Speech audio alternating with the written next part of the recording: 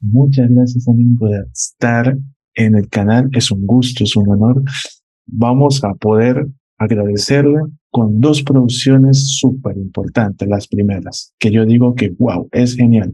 The Great Houdini y Having Babies, que es Oh, buenísimo. I don't need to translate. You listen the names. I got most of it. Yeah, yeah. What can you tell us about these two first productions, Adrienne? Oh, my The Great heavens. Houdini and having rabies, My having babies. heavens. That is so long ago. Well, The Great Houdini was with Paul Michael Glazier playing Houdini, and Sally Struthers, I believe, played his wife. I think maybe she was Houdini's mother or something. It was the first, if I remember correctly, the first television film that I was offered. Up until that point, I started on Broadway. You know, I was the original Rizzo in Grease. And then when I came to Los Angeles to do Maude, which was a half-hour sitcom, a video sitcom. And because I was known first as a Broadway musical actress, and then secondly, as a television comedian, nobody was hiring me to do dramatic roles. And I finally was offered a guest star in a Quincy, which was very dramatic. And that sort of broke that, you know, what's the word I want? Label. And then Houdini was, I remember my agents just calling and offering it to me. I do remember I was down in Palm Springs, which is about 2 hours away from Los Angeles, where I live. And I was doing a play down there. And the agency called and they said, you know, they want you to do this film with Paul Michael Glazier. I said, okay, fine. And they said, these are the deal memos. This is what they're going to pay you and blah, blah, blah, blah, blah, blah. Okay, fine. And then they called back a little later and said, well, you know, they would like to do this was back in the 70s, you know, they'd like to do a semi-nude scene for European release only. And all I was thinking about was, oh my God, I don't want anybody to see my, you know, my whole body. And so I said, okay, well, you know, blah, blah, this and this and this. And then I hung up and I told my boyfriend at the time, and he said, wait a minute. You're going to show I don't know if I should say this on TV. You're going to show your breasts and you're not getting any more money? Wait a minute, call him back, you know? So that's one thing I remember about doing that series. I don't remember much more about it. And having babies was about in the same time period. Oh boy, you've really pulled up too. I remember Richard Masur played my husband, and Richard Masur went on to be, he's one of the stars of John Carpenter's The Thing, but he went on to be the president of SAG, of our Screen Actors Guild, you know, our union, and worked much more than that. But Richard and I played a couple. I believe I was a Lamaze teacher. And so I was teaching these various couples who were going to be having babies, how to give birth. More than that, I don't remember. I'm sorry. I have to say, you are the first people who have ever asked me about those two movies. Wow. I think you don't understand because John told me the favor, don't translate later, but Yes, I will. I need to translate that we are the first people. Jhon, somos los primeros que le preguntan sobre las producciones. No puede ser. ¿En serio? Yeah. Wow. Yeah. Thank you, thank you. Y bueno, vamos a rememorar todo el trabajo de ella. Es que es un homenaje, hay que reconocerlo. Hay una serie en particular que es muy bueno para aprender inglés que se llama Mode y la otra es la primera producción casi de Jonathan Vance que ella participó que se llama The Fighting Nightingales. Yes, Jhon said that he used because he's learning English. He's watching the episodes on Molt. He says that he's really trying to learn English. And of course, he's talking about also about The Fighting Nightingales, one of the first productions of Jonathan Vance. Go ahead. Okay. Well, Maude, of course, was my first television series. It was up until that point, I had only done stage. And I had been nominated for a Tony Award for my role in Grease, the role of Rizzo. And Norman Lear, at that time, was having a huge success with All in the Family, another half-hour sitcom. And they were casting for the daughter on a series called Maude. Maude was played by B. Arthur, who Jhon may know, or you may know from years later, she did The Golden Girls, which was a huge success here. And so they flew me to Los Angeles and we started filming the first season. Didn't know if it would be a success or not. I took an apartment on a month-to-month lease because who knew if we were going to even, get through a whole season. It was always in the top 10 for the first 5 years. And I think the 6th year we were in the top 20. It became a very, very popular and very important show because with Norman Lear at the helm, we dealt with many, many socially important topics. We dealt with homosexuality. We dealt with manic depression. We dealt with abortion. We did a 2-part series on abortion. The laws had just changed in the United States. Abortion was legal. And in the first episode, Maude, who is in her 40s, finds out she's pregnant. And so the show was quite controversial.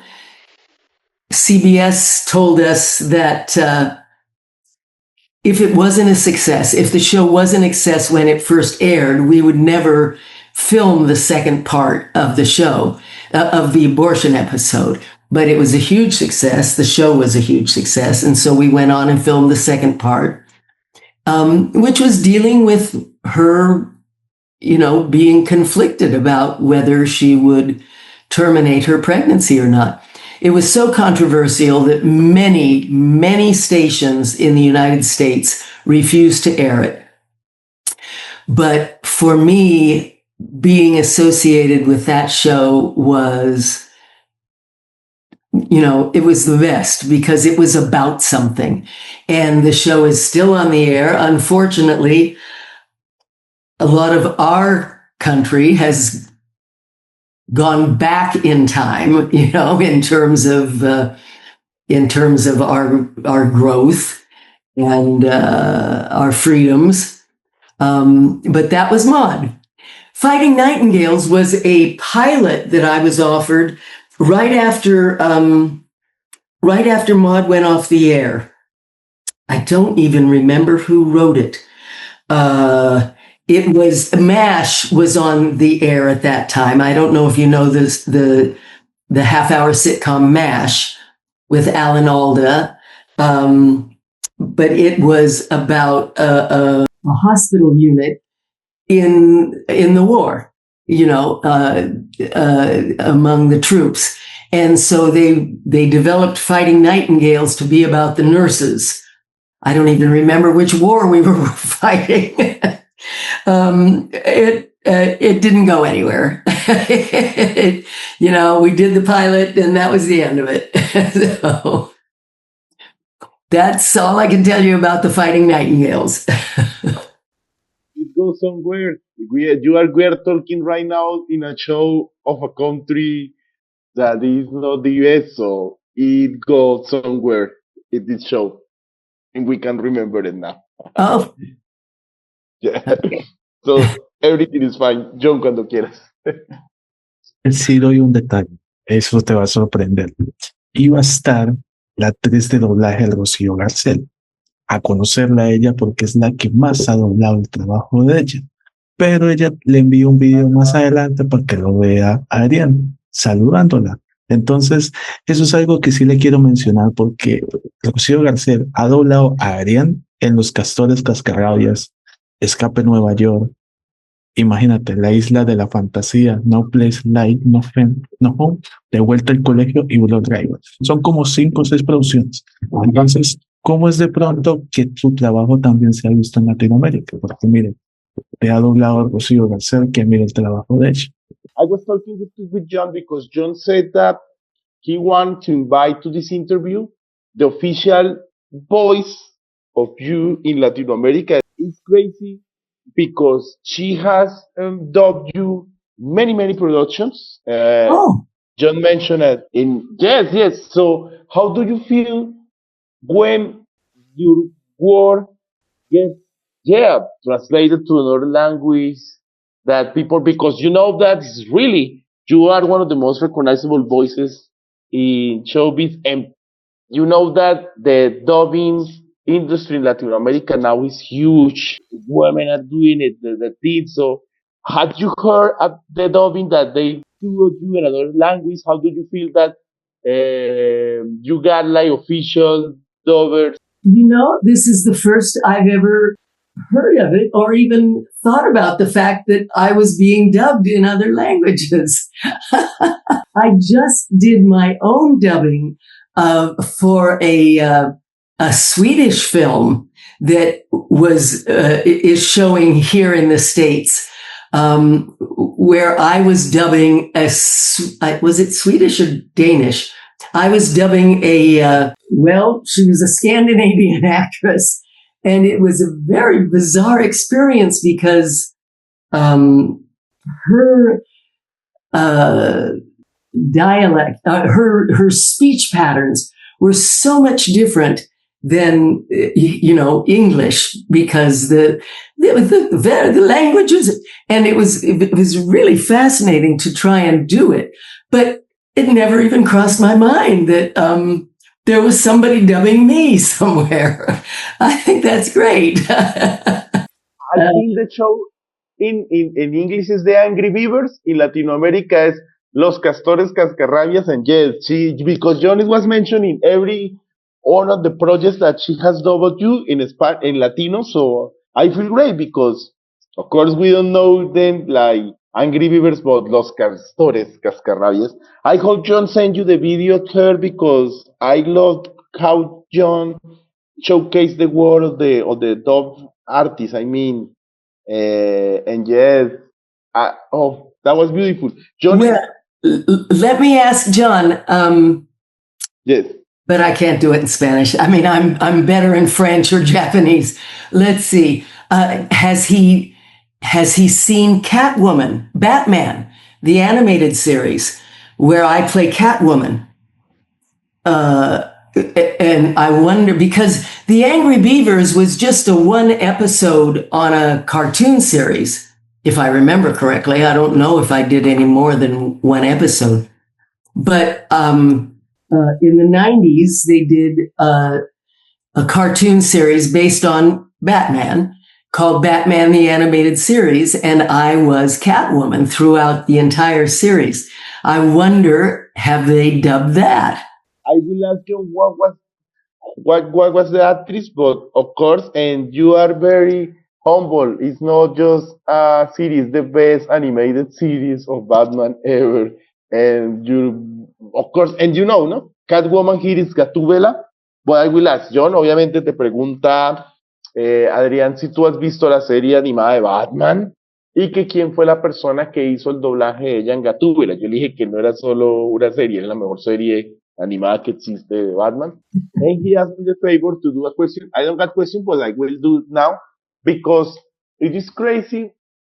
I don't know, back in the 70s that you imagine that not only you will be doing like drama, horror, but being such an icon as voices that doing even voices of video games. I mean, you were Hera in God of War 3. So yeah, how do you feel be using your voice in a lot of media? I mean, back in the 70s, video games wasn't that huge as now.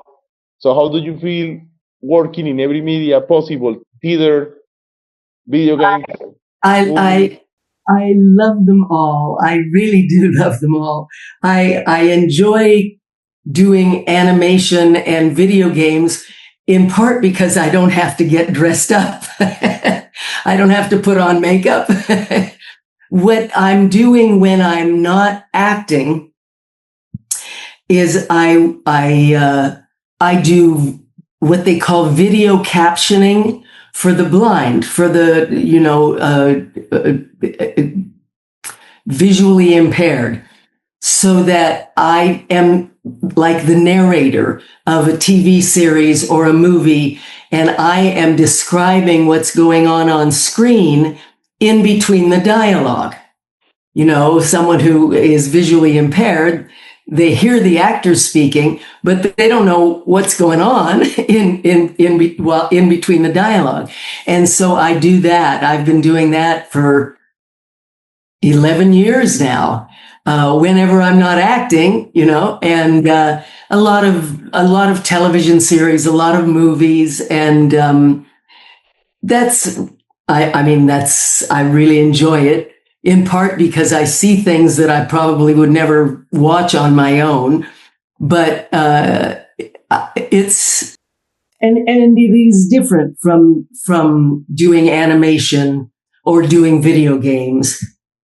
I don't know if Jhon knows Fallout 76, that video game, but I am the you know it. I am the overseer.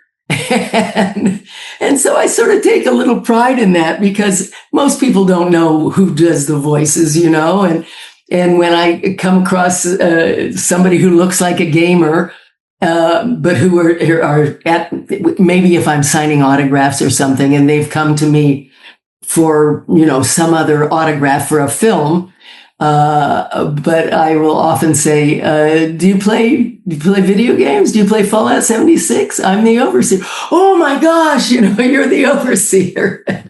And that's great. I love that. But yeah, all of it. One of my favorite cartoons was American Dad. Was it Family Guy? Family Guy, I think. They hired me to play a 90-year-old French maid who's having sex with Carl Reiner. I don't know if you know Carl Reiner, but you probably do. He's a very famous American actor. And I was so excited to be going to work with Carl Reiner. And then when I got there, it was just me alone in the booth, making these very French passionate sounds, But it's fun. It's just fun.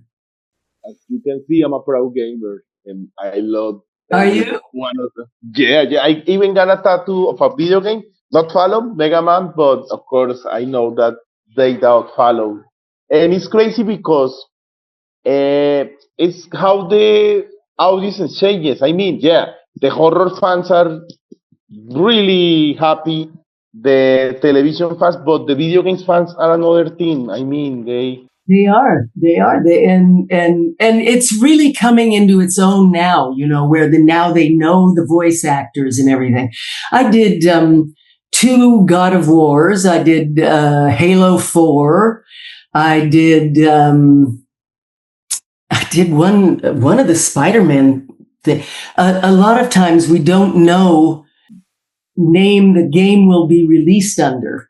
because they want to keep it private until it's completed, you know. There was another one called Starbright or something. I don't even remember. I don't play them, so you know that's not the name of it. I don't remember exactly what it was, but when you go in to do it, this contract you've signed, it has a different name on it.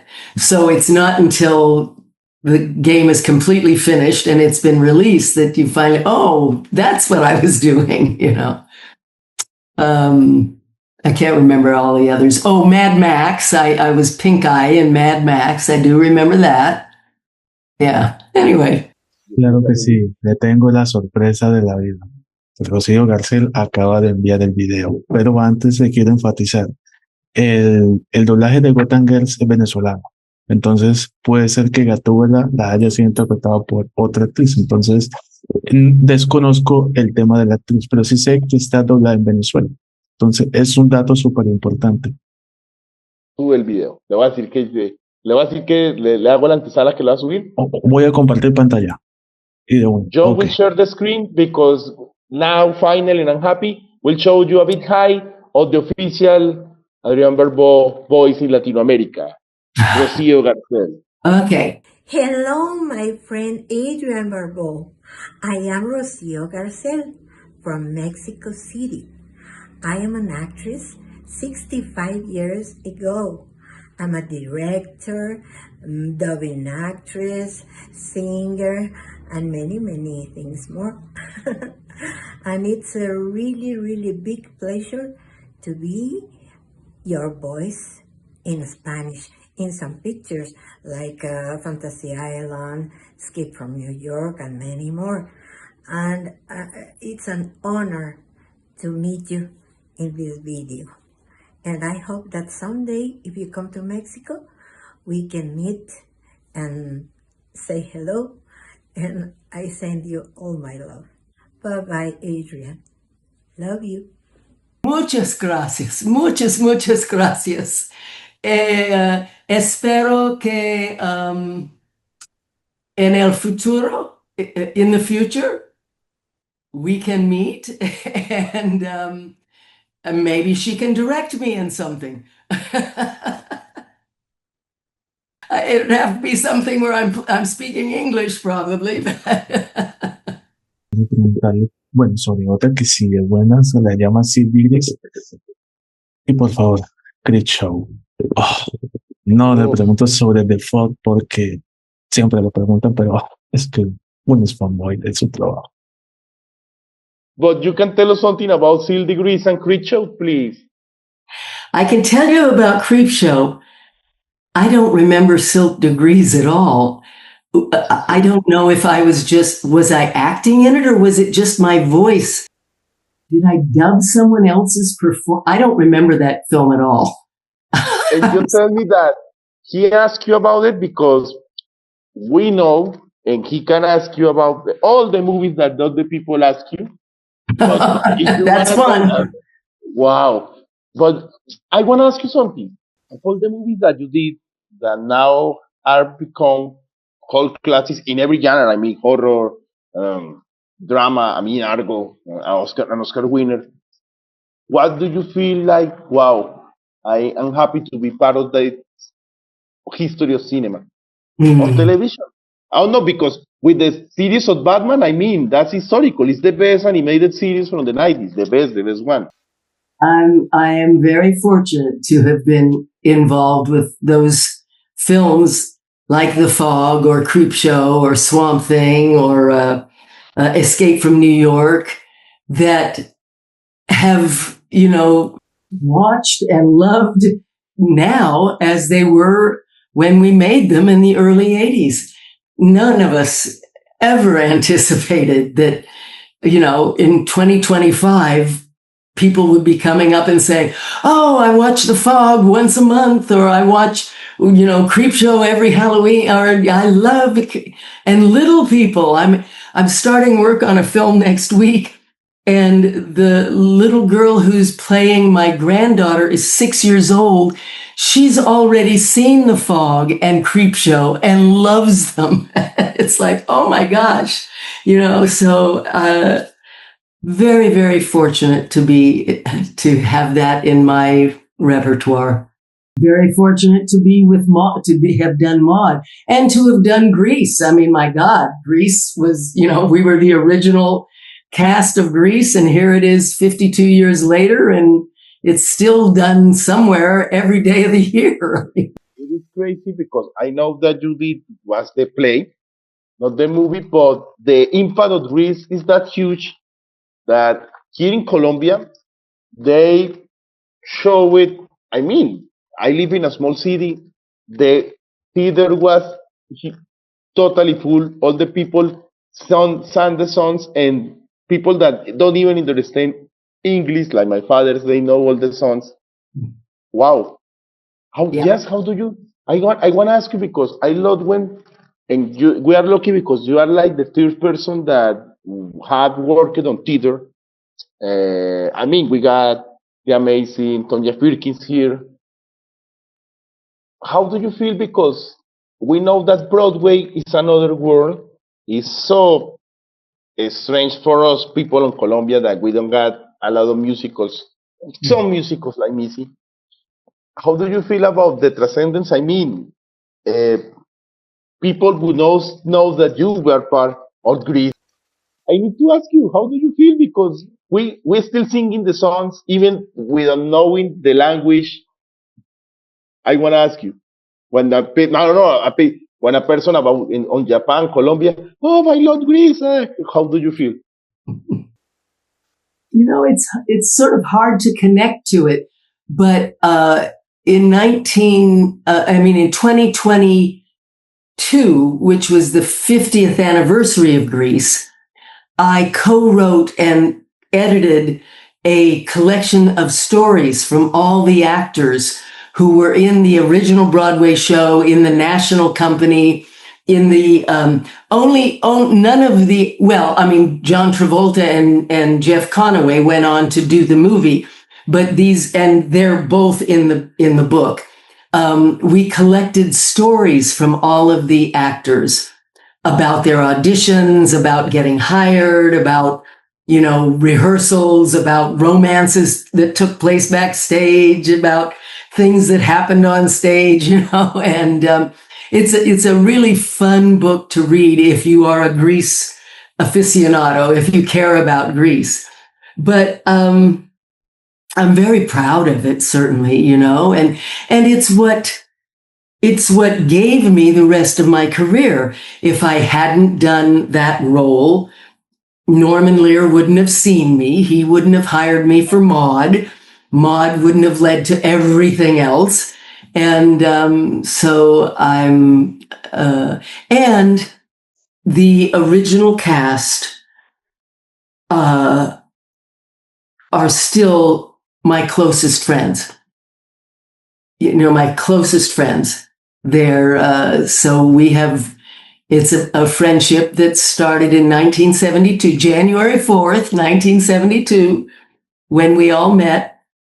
And we still now are, we see each other all the time. We call each other if we're, on different coasts. And so it gave me an enormous part of my life. Like I said, my parents don't understand English and they know all the songs. And it's crazy to know that there was some romance between the tables. Wow. Okay, but I need to read that book. It's called Grease. Tell me more. Tell me more. And it is fascinating because, when we opened on Broadway, we got terrible reviews, and we all thought that they were going to post the closing notice that week. And so it covers all of that and how it became so successful. Yeah. Mi última pregunta, pero sí felicítela por un rol que la verdad yo me quedé impresionado, que es la de Tonito, en paz descanse, y que estuvo muy Ferguson, el Blazers, que es brutal, original de Tubi, por cierto, y que está distribuido en Prime Video, así que ese trabajo y cómo se define. Jhon was asking me a favor before doing the final question, that is try to define your career in one word. I love when he talks about movies of Tubi. He said that he loved your role on Hellblazers with your friend Mike Ferguson, of course, and God bless him, Tony Todd. But how do you define your career in one word? I mean, how do I define my career in one word?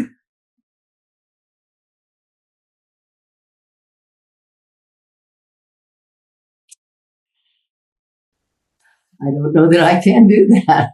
What I am very proud of is that I have been able to support myself for all my life, and I just turned 80, as an actor. I'm very proud of that. So, but I don't know what word would would encapsulate that. you can say it in French or in Spanish or Japanese. I don't understand Japanese, but something of French. Wow. I survived. Wow. And I need to say it. You turned 80?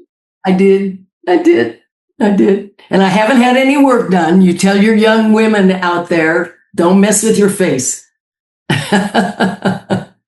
You look radiant. I need to tell you. I feel good, and I'm glad. I just did another film about 3 months ago that I'm really excited about, that will be out hopefully next year. And I'm starting on another one in December. I love to work. The only thing that has more meaning to me is my children, my boys, And I've been really fortunate that I've been able to raise 3 fantastic men and continue to work with all at the same time. Jhon, I will translate that part, Jhon. Acaba de cumplir 80 años, no me las creo. Y que dice que no sabe cómo resumir eso en una palabra, pero dice que se siente orgullosa de haber podido ella siempre apoyarse a ella misma como actriz, y que dice que obviamente lo mejor es que sigue trabajando y pues los hijos, 3 hijos. No, me ya casi iba a llorar como la Ricky News. No me ponga en eso. Pero bueno, muchas gracias, Adrienne. Vamos a tomar la foto como despedida y redes sociales, si tiene website, lo que tiene. Okay, first we're going to Muchas gracias también. Muchas gracias, but first we're going to take a picture so we can show, and I mean, I think this is the best coloring looking picture. I mean, I love all the greens and all the... Okay, I'll take these off then so that you don't get a glare. Is that good? Go ahead, Jhon, cuando quieras. 1, 2, and... The camera is yours, so you can send a big hi to wherever you want to Colombia. Tell your website. If there is a movie that people need to stay focused, the camera is yours. For us, it's a big gracias. Go ahead. Thank you. Thank you very much. Okay. Bye-bye. Let's see. Bye-bye. Thank you so much, Adrienne. God bless. Ciao. God bless. Thank you so much from Colombia. Bye-bye. Bye.